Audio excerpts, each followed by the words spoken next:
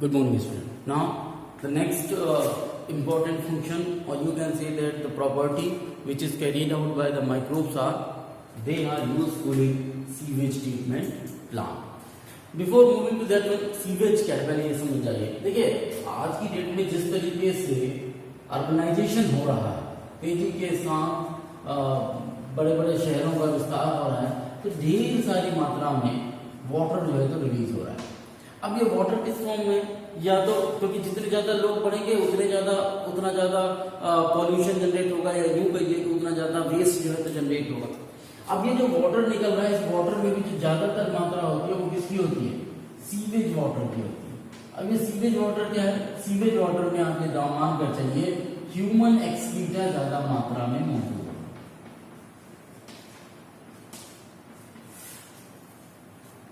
अरे मेरे पास कुल मिलाकर कहने का ये, मैं सिंपल एक होम का एग्जांपल लूं तो एक घर में एक व्यक्ति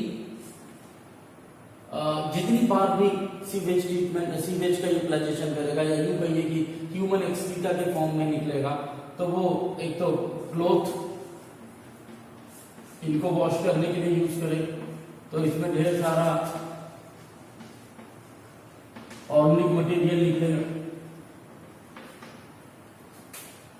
यदि वो टॉयलेट यूज करता है उस कंडीशन में भी आपको पता होना चाहिए कि टॉयलेट में जितनी बार भी पानी डाला जाता है उसमें से वो एक्सक्रीटा कुछ तो नीचे सेटल हो जाता है और कुछ वाटर के साथ मिक्स होकर जो फर्मेंटेट हो जाता है वो पानी के साथ निकलते रहता है कंटिन्यूएशन में, और वो नालियों से बहता हुआ इकट्ठा होता हुआ चला जाता है.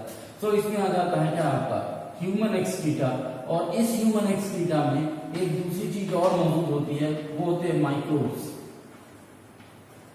या आप ऐसा समझ लीजिए कि पैथोजन, डिसीज कॉजिंग एजेंट, ये भी मौजूद होते हैं.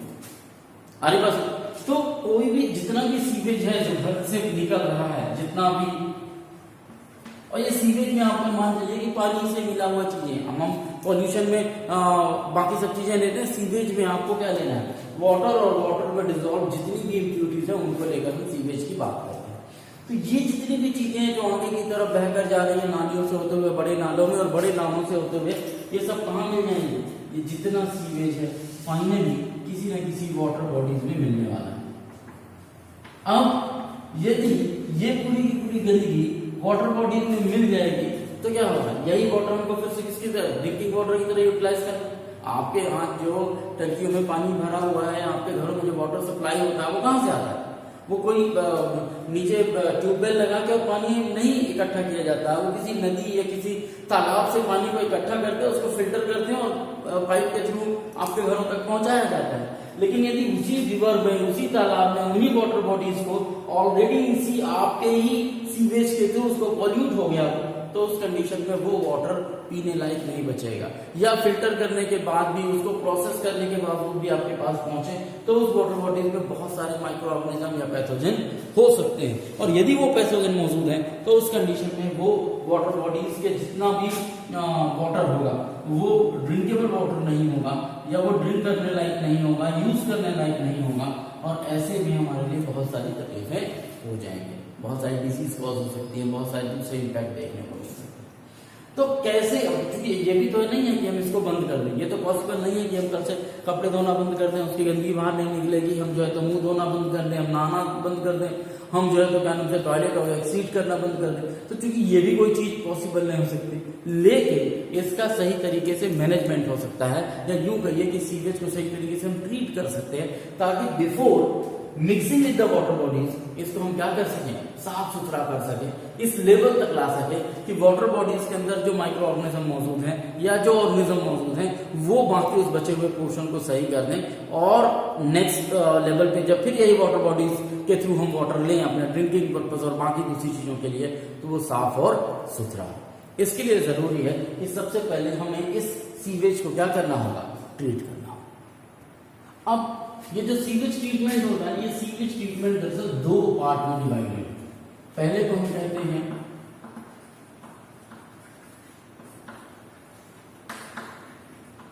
प्राइमरी ट्रीटमेंट, दूसरे को हम कहते हैं सेकेंडरी ट्रीटमेंट.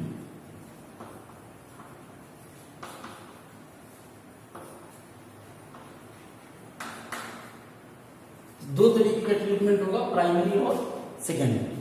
देखिए प्राइमरी ट्रीटमेंट जो होता है वो पूरी तरीके से फिजिकल होता है, जबकि सेकेंडरी ट्रीटमेंट जो होता है वो बायोलॉजिकल होता है।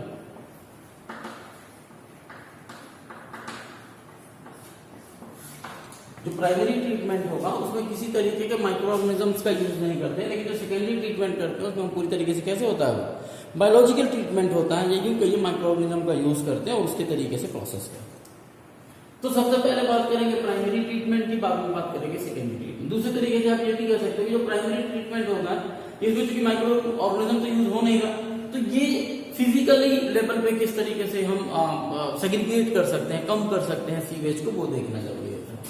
यदि मैं प्राइमरी ट्रीटमेंट की बात करूं तो प्राइमरी ट्रीटमेंट सबसे पहले चीज आती है separation of large and small particle.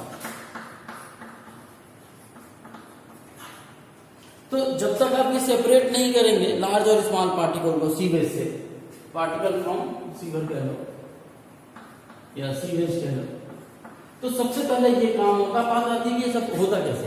देखिए इसके लिए किया ये जाता है कि जब भी कभी आप नालियों का सिस्टम देखें शहरों में, तो आपने देखा कि नालियों के बीच बीच में जालियां लगी होती। हमारे पास जैसे मान लीजिए ये 4 मोहल्ले की नाली आई और फिर एक बड़ी नाली में मिली, तो जहां पर बड़ी नाली पे मिलती है वहां पर जाली लगी होती है।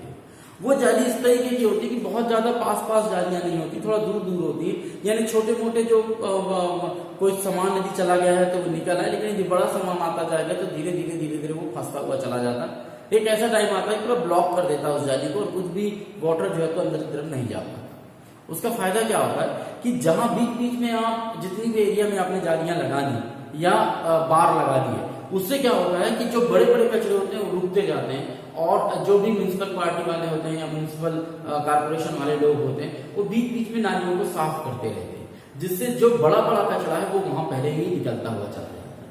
अब जो छोटा कचरा आता है वो जब सीवेज ट्रीटमेंट के आसपास पहुंचता है, वहां पर भी ये सेपरेशन करने के लिए, लार्ज और स्मॉल पार्टिकल को अलग करने के लिए इसी तरीके की जालियों का पूरा एक सेट बना होता है।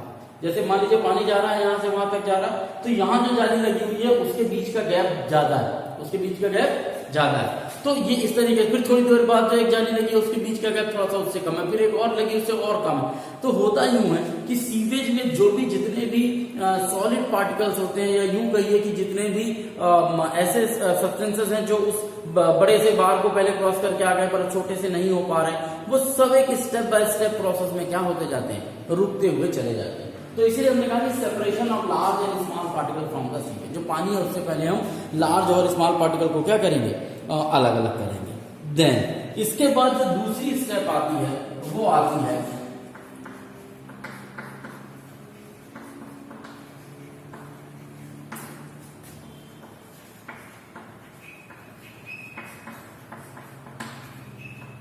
हालांकि सेपरेशन हमने किया जितना कर सकते थे, फिर यहाँ फिल्ट्रेशन करने की प्रोसेस करते हैं। फिल्ट्रेशन कैसे करते हैं, देखिए जब आप थोड़ा दूर दूर रखते हैं तब तो आप सेपरेट करते हैं लार्ज और स्मॉल को, और आगे चलते इन जालियों में जैसे अभी केवल हम बार लगाते हैं, इस तरीके से लगाते हैं, इस बार में केवल ये लगा दिया तो इससे कुछ चीज पार हो गई।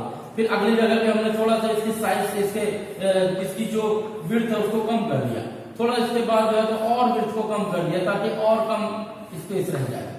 तो इस तरीके के बार लगाए जाते हैं। फिल्ट्रेशन की जहां तक बात आती है तो फिर आगे चल के हम इनमें जालियां लगाना शुरू कर देते हैं, यानी केवल अब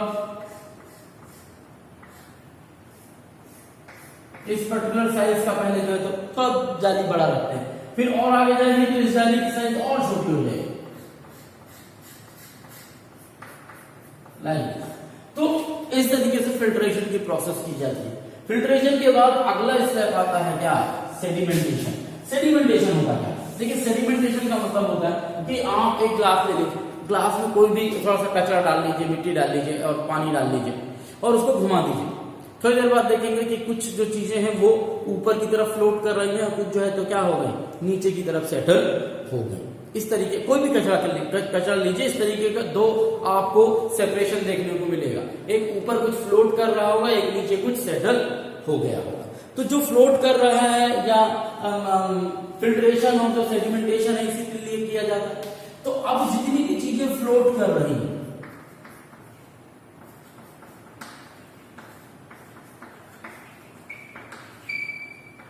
कि जितनी भी चीजें फ्लोट कर रही हैं इन सबको सीक्वेंशियल फिल्ट्रेशन की मदद की जाती है।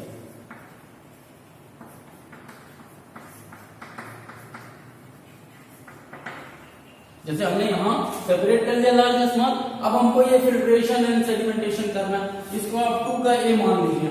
तो इस 2 के ए में का मतलब है हम फिल्ट्रेशन कर रहे हैं सबसे पहले फ्लोटिंग डिब्रीज, पानी में जो चीजें फ्लोट कर रही हैं उनको अलग अलग चीजें से निकाल रहे हैं। हालांकि जब लार्ज स्केल में किया जाता है तो पानी को भरा जाता है और धीरे धीरे नीचे से भरा जाता है, तो जितनी फ्लोट करने वाली चीजें वो खुद ही ऊपर से नीचे की तरफ गिर जाती है, और जो वजनी चीजें होती हैं वो क्या हो रही होती है, वो सेडिमेंट हो रही है।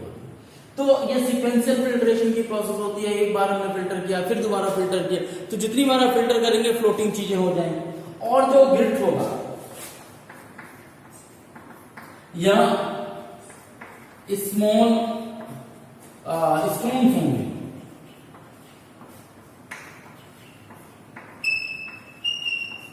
वो सेडिमेंट हो जाए, मीन्स नीचे की तरफ जम जाए। पेबल्स, उनमें क्या होगा, सेडिमेंटेशन होगा। पेबल्स कह सकते हैं, स्मॉल स्टोन कह सकते हैं, बहुत सारी चीजें आती हैं जब सीवेज के साथ बह बह के। तो जो फ्लोट करने वाली चीजें उनको सीक्वेंशियल फिल्ट्रेशन, जो ग्रिट और स्मॉल स्टोन्स उनको आप क्या कर दीजिए, सेडिमेंट करा दीजिए। जैसे सेडिमेंट, जैसे जो वजनी होगा वो नीचे जम, आप मैंने कहा कि ग्लास में एक आधा गिलास पानी लीजिए, थोड़ा सा मिट्टी उठाइए, उसको डालिए और चम्मच से घुमा दीजिए, आप देखेंगे कि उस मिट्टी में भी कुछ चीजें फ्लोट करेंगी और कुछ चीजें सेटल हो जाएंगी। तो इस तरीके से आप सेपरेट कर पाएंगे, क्योंकि आपको उस पानी को अलग करना है जिसमें वो पूरा का पूरा सीवेज क्या हो गया, मिल गया। आने मिल बात सब। अब तीसरा स्टेप आएगा आपका कि ऑल सॉलिड पार्टिकल्स क्या हो गए, सेटल नीचे की तरफ जम, जितना भी सॉलिड था, ये जितना भी सॉलिड था जो नीचे की तरफ जम गया, जो सेटल हो गया, ठीक है ना, इसी को हम कहते हैं प्राइमरी स्लज।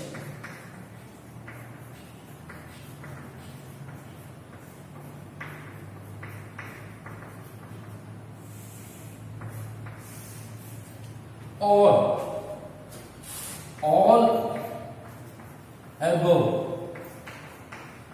फ्लोटिंग, उसे हम कहते हैं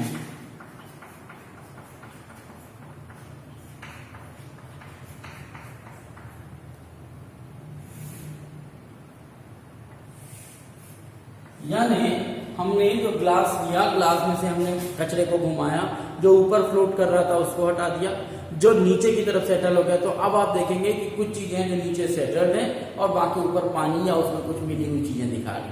बिल्कुल क्लियर पानी नहीं है, क्योंकि अभी भी कुछ चीजें जो उस पानी के साथ मिली हुई। दरअसल यहाँ पर भी वही हो रहा है। आपने पहले बड़े पार्टिकल और छोटे पार्टिकल्स को अलग किया, फिर आपने फिल्ट्रेशन और सेडिमेंटेशन की। फिल्ट्रेशन में आपने क्या किया कि जो भी उस पानी के ऊपर तैर रहा है उसको आपने हटा दिया, फिल्ट्रेशन हो गया, सीक्वेंशियल फिल्ट्रेशन। ग्रिट और स्मॉल जो स्टोन थे वो क्या हो गया, सेडिमेंट हो गए, नीचे बैठ गए। तो अब आपको जो पानी का जो आपका ये जो मान लीजिए ये कप था आपका, इस कप में आपको 2 ग्रुप दिखाई दे रहे हैं, नीचे की तरफ कुछ सेडिमेंट और ऊपर की तरफ पानी टाइप का कुछ भरा हुआ है, जिसमें ऐसा नहीं कि क्लियर पानी है, उसमें भी कुछ चीजें ऑर्गेनिक मटेरियल मिला हुआ है, लेकिन आपको 2 ग्रुप मिल गए, एक ये ऊपर वाला और नीचे ये सेडिमेंट वाला। ये जो सेडिमेंट वाला पोर्शन है इसी को हम कहते हैं प्राइमरी स्लज। प्राइमरी स्लज यही है, इसको निकालकर फेंक दिया जाता है, इसमें कुछ भी नहीं है, इसको हटा देना है। हमको क्या चाहिए कि ऊपर वाला जो ये है, ये वाला पोर्शन, ये कहलाता है क्या, इफ्लुएंट। दरअसल इसी इफ्लुएंट में क्या चलेगा, सेकेंडरी ट्रीटमेंट। प्राइमरी स्लज को हमको निकाल के बाहर कर देना, प्राइमरी स्लज से हमको कोई लेना देना नहीं है। ये फर्स्ट वेस्ट प्रोडक्ट है जो हमने निकाला है प्राइमरी ट्रीटमेंट से। और जो ये इफ्लुएंट है ऊपर की तरफ जो है, जिसमें इम्प्यूरिटीज मिली हुई हैं, लेकिन फिर भी ये इसमें जो है तो ये वाटर के साथ मिक्सअप है, उसको इफ्लुएंट कहेंगे, जिसको हम कहाँ ले जाएंगे, सेकेंडरी ट्रीटमेंट कराने के लिए ले जाएंगे या सेकेंडरी ट्रीटमेंट प्लांट में जाएंगे। प्राइमरी ट्रीटमेंट में हम इन दो को अलग करने की बस कोशिश करते हैं। यहां तक बात समझ में आ गई? Is there any doubt? अब हमने प्राइमरी ट्रीटमेंट देख लिया, अब हम पहुंच गए कहां, सेकेंडरी ट्रीटमेंट प्लांट। कहां पहुंच गए, सेकेंडरी ट्रीटमेंट। प्राइमरी से कहां पहुंचे, सीवेज का सेकेंडरी ट्रीटमेंट। सेकेंडरी ट्रीटमेंट में कहा मैंने कि ये पूरा का पूरा प्रोसेस कैसा होगा, बायोलॉजिकल होगा। बायोलॉजिकल का मतलब होगा यहाँ पर यूज ऑफ ऑर्गेनिज्म देखने को आपको मिलेगा, या यूज ऑफ माइक्रो ऑर्गेनिज्म देखने को मिलेगा, बैक्टीरिया देखने को मिलेंगे, फंगल देखने को मिलेगा। हमने कहा कि हमने दो पार्ट किए थे वहां। एक तो हमने क्या बनाया था, प्राइमरी ट्रीटमेंट से हमको क्या मिला था, प्राइमरी स्लज, चुपचाप इसको निकालकर बाहर फेंक देना, किसी काम का नहीं। दूसरा हमको मिला था क्या, इफ्लुएंट, जो ऊपर की तरफ था। हालांकि ये मैक्सिमम वाटर और साथ ही साथ इस पानी में ढेर सारा ऑर्गेनिक मैटर मिला हुआ है, जिसको हम इफ्लुएंट कहते हैं। इस इफ्लुएंट को हम सबसे पहले डालते हैं कहां,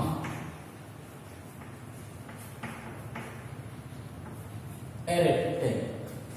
एरेटेड टैंक क्या होते हैं, एरेटेड टैंक दरअसल वो टैंक होते हैं जहां पर इस इफ्लुएंट को डाला जाता है और फिर इस इफ्लुएंट को मैकेनिकली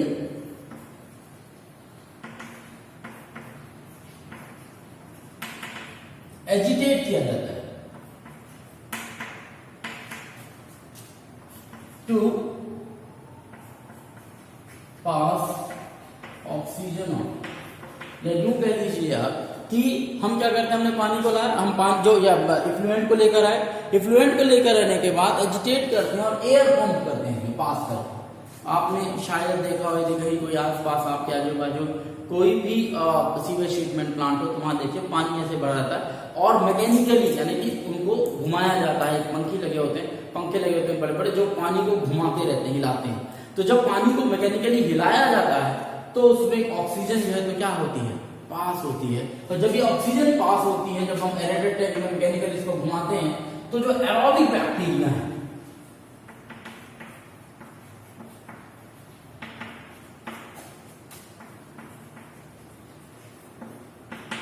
उनकी ग्रोथ बढ़ती है। क्यों, क्योंकि हमने क्या डाल दिया, ऑक्सीजन डाल दी। और जैसे ऑक्सीजन डालेंगे तो ये जितने भी एरोबिक बैक्टीरिया की ग्रोथ बढ़ेगी। और जब जो बढ़ेगी क्यों, क्योंकि इट स्टार्ट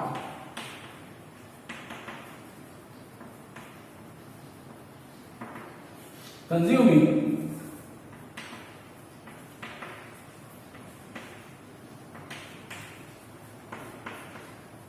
ऑर्गेनिक, जो भी इस इफ्लुएंट के अंदर जो भी ऑर्गेनिक मटेरियल बचा हुआ है, क्योंकि पानी साफ तो है नहीं, पानी साफ नहीं मतलब पानी में कुछ न कुछ इंप्योरिटीज मौजूद है, उन इंप्योरिटीज को खाना शुरू करेगा, start consuming organic matter.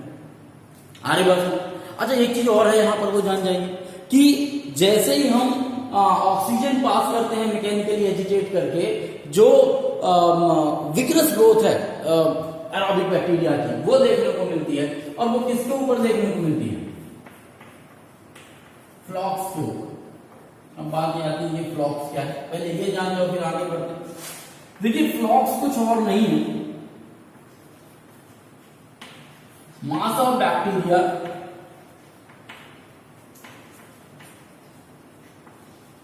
grown on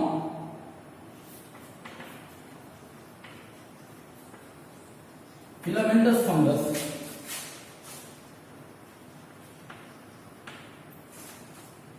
और ये एक नेट लाइक स्ट्रक्चर बना लेते हैं, या यूं कहिए कि एक मेस लाइक स्ट्रक्चर बनाते हैं, फंगस एंड फॉर्म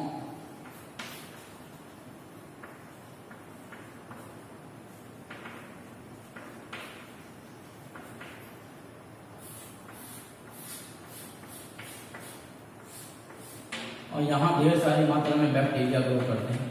जब एक मेस लाइक स्ट्रक्चर में फंगल के फिलामेंट के ऊपर बैक्टीरिया मौजूद है और तेजी से, इसी को फ्लॉक्स कहते हैं, तो एरोबिक बैक्टीरिया ग्रो, आपने कभी यदि देखा हो तो ऐसा वो फंगस होते हैं और फंगस के ऊपर बैक्टीरिया ढेर सारे होते हैं, वो फ्लोट करते रहता है पानी के ऊपर। ये फ्लॉक्स एक्चुअली में दरअसल जो हेल्प करता है एरोबिक बैक्टीरिया की ग्रोथ के लिए, ताकि वो ऑर्गेनिक मैटर को क्या कर सके, कंज्यूम कर सके।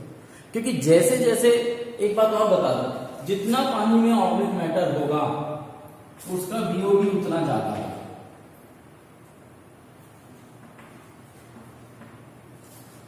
BOD means biological oxygen demand. तो ये जो बीओडी है वो डिपेंड करता है किसके ऊपर, ऑर्गेनिक मैटर के ऊपर। क्यों, क्योंकि बीओडी की जो डेफिनेशन है वो ये है कि किसी भी बैक्टीरिया को 1 लीटर पानी में मौजूद ऑर्गेनिक मैटर को ऑक्सीडाइज करने के लिए कितनी ऑक्सीजन की जरूरत पड़ेगी, वो वही कहलाता है क्या, बीओडी। खैर अभी हम आते हैं उस पर। तो यहां पे बात समझ में आ गई कि एरोबिक बैक्टीरिया की ग्रोथ होगी फ्लॉक्स के ऊपर। फ्लॉक्स क्या है, मास ऑफ बैक्टीरिया है जो कि फिलामेंटस फंगस के ऊपर ग्रो किया हुआ है और मेश लाइक स्ट्रक्चर बनाता है, जाली लाइक स्ट्रक्चर बनाता है। इस पूरी की पूरी कवायद का है, पूरे एरोबिक बैक्टीरिया का कुल मिलाकर काम क्या है, ये जो इफ्लुएंट आया है प्राइमरी ट्रीटमेंट प्लांट से, उसके अंदर मौजूद ऑर्गेनिक मैटर को ऑक्सीडाइज कर देना, खत्म कर देना, ताकि इंप्योरिटीज खत्म हो जाए, यही मकसद। अब जैसा मैंने कहा कि ऑर्गेनिक मटेरियल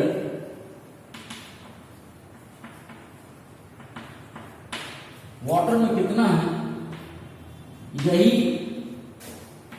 डिसाइड करता है किसको, बीओडी। मतलब यदि आप किसी भी पानी में ऑर्गेनिक मटेरियल का लेवल बढ़ाएंगे तो बीओडी क्या होगा, बढ़ेगा। और यदि आप ऑर्गेनिक मटेरियल का जो कंसंट्रेशन है पानी में घटाएंगे, बीओडी भी घटेगा। बीओडी है biological oxygen demand. Means biological तरीके से पानी में ऑक्सीजन की कितनी डिमांड है, और ऑक्सीजन की डिमांड क्यों है, क्योंकि यदि फ्रेश वाटर होता, कोई भी उसमें ऑर्गेनिक मटेरियल मौजूद नहीं होता, तो एरोबिक बैक्टीरिया को उसको डाइजेस्ट करने की ऑक्सीजन की जरूरत नहीं पड़ती। लेकिन चूंकि उसमें बहुत ज्यादा मात्रा में ऑर्गेनिक मटेरियल है और उस ऑर्गेनिक मटेरियल को ऑक्सीडाइज करने के लिए जो भी एरोबिक बैक्टीरिया है उसको क्या चाहिए, ऑक्सीजन। तो कितनी ऑक्सीजन, तो जितना ज्यादा मात्रा में वाटर पॉल्यूटेड होगा बीओडी उसका उतना ज्यादा होगा, जितनी मात्रा में वाटर पॉल्यूशन कम होगा बीओडी उसका उतना नीचे होगा। क्यों, क्योंकि यदि बीओडी की मैं डेफिनेशन करूं तो वो क्या होती है, वो कहता है कि oxygen required by an organism to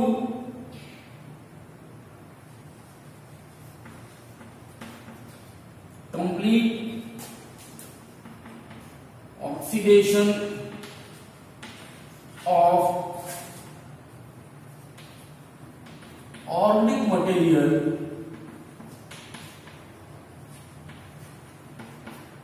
present in 1 litre of water. मेरी बात आप समझ रहे हैं, 1 लीटर पानी में जितना भी ऑर्गेनिक मटेरियल मौजूद है उसको डाइजेस्ट करने के लिए, उसको ऑक्सीडाइज करने के लिए जितनी ऑक्सीजन की जरूरत है, और इसकी क्या है, बीओडी। तो यदि किसी पानी में एक भी ऑर्गेनिक मटेरियल नहीं है तो उसमें बिल्कुल भी ऑक्सीजन की जरूरत नहीं है उसको डाइजेस्ट करने की, तो उस कंडीशन में उसका बीओडी कितना होगा, 0। और जिसका बीओडी 0 होगा मतलब वो प्योर वाटर। अब मान लीजिए कि उसी पानी में आपने जो है तो क्या नाम से कुछ ऑर्गेनिक मटेरियल डिसॉल्व कर दी, तो अब जैसे ही आपने उस वाटर में ऑर्गेनिक मटेरियल डिसॉल्व किया, उस ऑर्गेनिक मटेरियल को डाइजेस्ट करने के लिए, ऑक्सीडाइज करने के लिए एरोबिक बैक्टीरिया को कितनी ऑक्सीजन की जरूरत है, वही कहलाती है बीओडी, यानी बायोलॉजिकल ऑक्सीजन डिमांड। मतलब उस 1 लीटर पानी में से ऑर्गेनिक मटेरियल को हटाने के लिए जितनी ऑक्सीजन की जरूरत है वही उसका क्या हो जाएगा, बीओडी हो जाएगा। तो यदि पानी में बिल्कुल भी इम्प्योरिटी नहीं है तो उसका बीओडी नीचे है, यदि पानी में इम्प्योरिटी है तो उसका बीओडी क्या हो जाएगा, बढ़ जाएगा। तो यहाँ ये दिमाग में रखना, अक्सर कंफ्यूज होते हैं बच्चे, तुम लोगों को ऐसा लगता है कि बीओडी का मतलब यह है कि अच्छी चीज है, बीओडी जितना अच्छा होगा उतना, लेकिन जस्ट अपोजिट है, बीओडी बढ़ेगा मतलब ऑर्गेनिक मटेरियल भी पानी में क्या हो रहा है, बढ़ रहा है, मतलब इम्प्योरिटीज बढ़।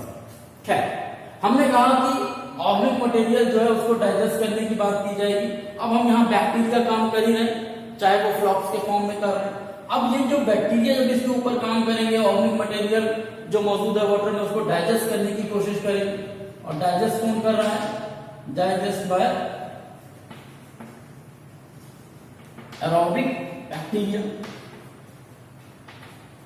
जब इसको डाइजेस्ट करेंगे तो डाइजेस्ट कर एक टाइम आएगा जब डाइजेस्ट करेंगे, तो जितनी तेजी से ऑर्गेनिक मटेरियल कम होगा पानी में,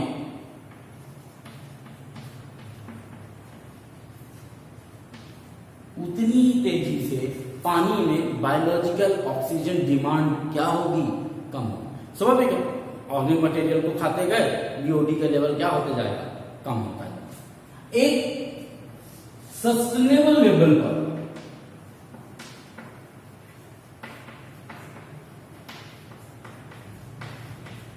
बीओडी के आने के बाद प्रोसेस को बंद करें। जब हमारा हर एक जगह का या एक सरकार का ये होता है कि हमको बीओडी को कम से कम इस लेवल तक लाना है, इस लेवल के बाद ही हम ये मानेंगे कि अब ये पानी इस लायक हो गया है कि इसको किसी वाटर बॉडी में क्या किया जा सकता है, मिक्स किया जा सकता है। आगे क्वेश्चन, मिक्स करने के पहले जब बीओडी आपका घट गया काफी, जिस लेवल पे आप चाह रहे हैं, मान लीजिए आप चाह रहे हैं कि बीओडी 5 के आसपास हो, 10 के आसपास हो, जो भी आपका क्राइटेरिया है इंडस्ट्रियल प्लेस को देखकर, नॉन इंडस्ट्रियल प्लेस को देखकर, गवर्नमेंट के इंस्ट्रक्शन के हिसाब से, तो जो आपने वो एरेटेड सेटलिंग टैंक में लिया था, जो पूरा का पूरा इफ्लुएंट लिया था प्राइमरी ट्रीटमेंट का, उस इफ्लुएंट को आप फिर से क्या करते हैं, सेटल करते हैं। सेटलिंग ऑफ इफ्लुएंट, ये इफ्लुएंट कहां से पाए थे हम, प्राइमरी ट्रीटमेंट से पाए, जिसको हमने सेटलिंग टैंक में डालकर एजिटेट किया था, एरिटेट किया था, ताकि जो है तो ऑक्सीजन आ जाए, ताकि जो एरोबिक बैक्टीरिया है उसके ऑर्गेनिक मटेरियल मैटर को डाइजेस्ट कर सके। अब जब हम सेटलिंग ऑफ इफ्लुएंट करते हैं तो यहां पर फिर से दो चीजें बनती हैं, एक तो बनता है इफ्लुएंट, लेकिन जब हमने प्राइमरी से इफ्लुएंट बनाया था वो प्राइमरी इफ्लुएंट था, ये कैसा इफ्लुएंट है, सेकेंडरी इफ्लुएंट। और दूसरा बनता है यहां पर क्या, एक्टिवेटेड स्लज। वहां कैसा बना था, प्राइमरी स्लज बना था, जिसको निकाल के बाहर फेंक दो, कोई यूज नहीं। यहां पर दो बनते हैं, यहां पर सेकेंडरी इफ्लुएंट बनता है, एक्टिवेटेड स्लज बनता है। दरअसल ये जो सेकेंडरी इफ्लुएंट होता है, इसमें बीओडी इतना कम कर दिया जाता है, यूं कहिए बीओडी इतना डिक्रीज हो जाता है कि ये पानी जो है ये इस लेवल का हो जाता है कि इसको अब किसी भी वाटर बॉडीज में क्या किया जा सकता है, बहाया जा सकता है, भेजा जा सकता है, डाला जा सकता है। ठीक, जो थोड़ी बहुत मात्रा में बचा हुआ जो भी इसके इम्प्योरिटीज है वो वाटर बॉडी में रहते रहते वहां के एनवायरनमेंट के हिसाब से वो बिल्कुल प्योरीफाई हो जाए। अब बात आती है जिसकी एक्टिवेटेड स्लज, जो ये बचा है। दरअसल ये जो एक्टिवेटेड स्लज बचा है इसके कुछ और काम है जो हमको वो देखें। अब हमने देखा कि सेकेंडरी ट्रीटमेंट में हमने प्राइमरी ट्रीटमेंट के इफ्लुएंट को डाला, इफ्लुएंट को डालने के बाद एजिटेट किया, एजिटेट करने के बाद एरोबिक बैक्टीरिया ग्रो कराया, एरोबिक बैक्टीरिया ने फ्लॉक के थ्रू और ऑर्गेनिक मटेरियल को डिसॉल्व किया, जिसके कारण बीओडी लेवल नीचे चला गया। अब जब बीओडी लेवल नीचे चला गया हमारे हिसाब के हिसाब से, तब हमने क्या किया, उस पानी को हमने सेटल कराया। अगेन दो कंपोनेंट मिलेंगे, एक तो सेडिमेंट मिलेगा और एक क्या मिलेगा, सेकेंडरी इफ्लुएंट मिलेगा। ऊपर की तरफ जो सेकेंडरी इफ्लुएंट था उसमें बीओडी हमने चेक किया और हमने पाया कि बीओडी काफी घट गया है। बीओडी घट गया मतलब ऑर्गेनिक मटेरियल भी उसमें कम हो गया या इस लेवल तक हो गया है कि अब हम इस पानी को वाटर बॉडीज में मिक्स कर सकते हैं, वो पॉल्यूशन कॉज नहीं करेंगे। So now we mix this water into water bodies. Water bodies में चाहे वो रिवर हो या स्ट्रीम हो, इनमें हम आपको उसमें उस वाटर को ले जाकर हम उसके साथ मिक्स करते हैं।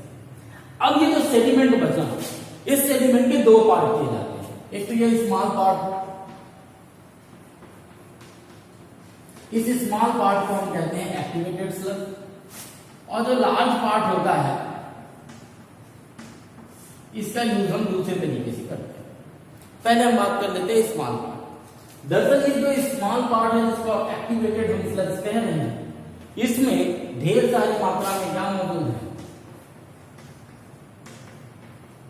फ्लॉक्स मौजूद, और ये फ्लॉक्स यूज किए जाते हैं कहां पर, एरेटेड टैंक में एज इनोकुलम। याद आ रहा है, जैसे दही बनाने के लिए आप दूध में क्या करते हैं, थोड़ा सा दही डाल देते हैं, ठीक वैसे ही ये जो एक्टिवेटेड स्लग है इसको थोड़ा सा दिया जाता है, जो कि ऑलरेडी क्या है, फ्लॉक का ही फॉर्म है, वही बचा हुआ, क्योंकि जितना भी मेस लाइक स्ट्रक्चर था या यूं कहिए कि वो बैक्टीरियल और फंगल एसोसिएशन था, वो तो तैरेगा नहीं, वो तो नीचे सेटल हो गया, केवल सेकेंडरी फ्लूइड को हमने बाहर भेजा। तो ये जो एक्टिवेटेड स्लज है, इसमें जो फ्लॉक है उसको हम क्या करते हैं, फिर से थोड़ी सी मात्रा निकाल के एरेटेड टैंक में डाल देते हैं, ताकि वो इनोकुलम की तरह काम करे और वहां ढेर सारा फ्लॉक का फॉर्मेशन हो जाए। तो स्मॉल अमाउंट हम करते हैं और एरेटेड टैंक में डालते हैं इनोकुलम की तरह, ताकि रैपिड ग्रोथ हो सके किसका, फ्लॉक का। यहां तक क्लियर हो। अब जो लार्जर पार्ट है इसमें भी क्या मौजूद है, फ्लॉक्स ही मौजूद है। फ्लॉक्स मतलब क्या हुआ, बैक्टीरिया प्लस फंगस प्लस कुछ अदर चीजें भी मौजूद है। इस पूरे के पूरे लार्ज पार्ट को जो सेडिमेंट है उसको एक टैंक में फिर से डाइजेस्टिव टैंक कह लीजिए आप, या उसको आप डाइजेस्टर टैंक कह लीजिए, ठीक है ना। तो एनारोबिक स्लज डाइजेस्टर टैंक कह लीजिए, क्या कह लीजिए, एनारोबिक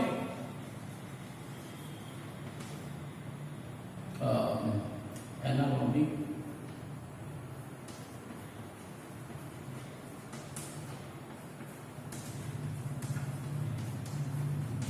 ये वो टैंक है एनारोबिक स्लज डाइजेस्टर टैंक, जहां हम क्या करेंगे, इस ज्यादा मात्रा के जो सेडिमेंट है उसको डालेंगे। जैसे यहां डालेंगे, यहां पर अब एरोबिक नहीं बल्कि कौन से बैक्टीरिया काम करेंगे, एनारोबिक बैक्टीरिया। अब ये एनारोबिक बैक्टीरिया कैसे हैं, ये वो हैं जिनको ऑक्सीजन की जरूरत नहीं, और इन अब्सेंस ऑफ ऑक्सीजन ये बैक्टीरिया इस फ्लॉक को डाइजेस्ट करने की कोशिश करेंगे, और जब उसको डाइजेस्ट करेंगे तो कुछ गैसेस रिलीज होंगी, जैसे methane, hydrogen sulphide, carbon dioxide, और ये सब क्या हैं,